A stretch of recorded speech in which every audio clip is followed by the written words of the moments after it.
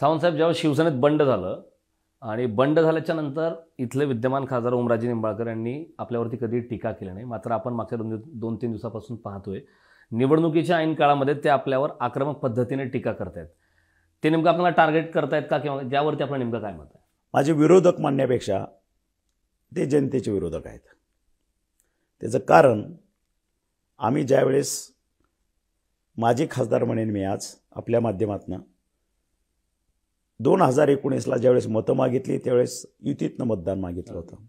एका ठिकाणी विश्वनेते नरेंद्रभाई मोदींचा फोटो होता, दुसऱ्या बाजूला हिंदू हृदय सम्राट बाळासाहेब ठाकरे यांचा फोटो होता. युतीवरती आम्ही मतदान मागितलं आणि ह्या मतदारसंघामध्ये माननीय पंतप्रधान नरेंद्रभाई मोदी आपला एक खासदार निवडून यावा म्हणून त्यांनी त्या ठिकाणी सभाही घेतली होती. आणि त्याचं फलित काय होतं, आम्ही सगळ्यांनी प्रयत्न करून 2019ला ह्या 10वी-12वीचा पोरगा ज्याला विधानसभेतनं सुद्धा 2014ला लोकांनी त्याची जागा घरी दाखवली होती, पाडला होता, त्याला मी परत आणून त्या ठिकाणी 2019ला नरेंद्रभाई मोदींच्या माध्यमातून, आमच्या भाजपच्या माध्यमातून, शिवसेनेच्या माध्यमातून 1,28,000 मतांना त्यांना आम्ही निवडून दिलं होतं. निवडून देण्याचा किंवा लोकसभेत पाठवण्याचा उद्देश काय असतो की खासदारानं त्या पद्धतीचे त्याचे कर्तव्य आणि त्याचे अधिकार वापरावे.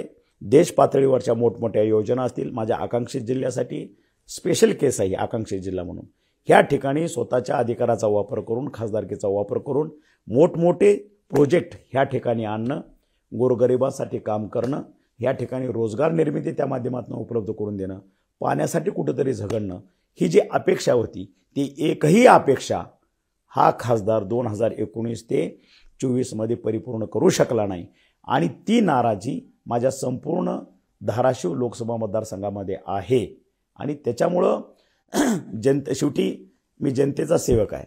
जनतेच्या हृदयात जे आहे ते आपल्याला सांगतात, त्या पद्धतीनं आपण वागतो, त्या पद्धतीनं रिॲक्ट होतो. आणि त्याच्यामुळं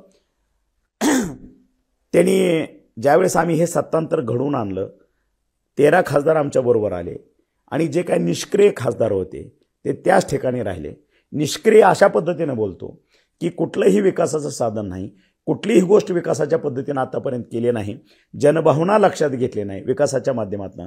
आणि आपला जिल्हा आकांक्षित आहे ह्याच्यासाठी 1 रुपयाचंही योगदान नसलेला निष्क्रिय खासदार हा शिक्का ज्यावेळेस पडला त्यावेळेस अशा पद्धतीला आपल्याला जनता थारा देणार नाही.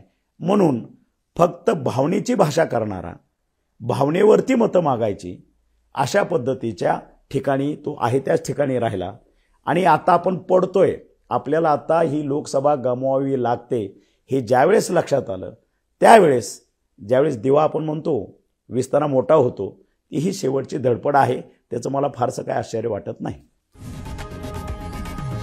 लोकशाही मराठी ऐका, पहा, जागरूक रहा.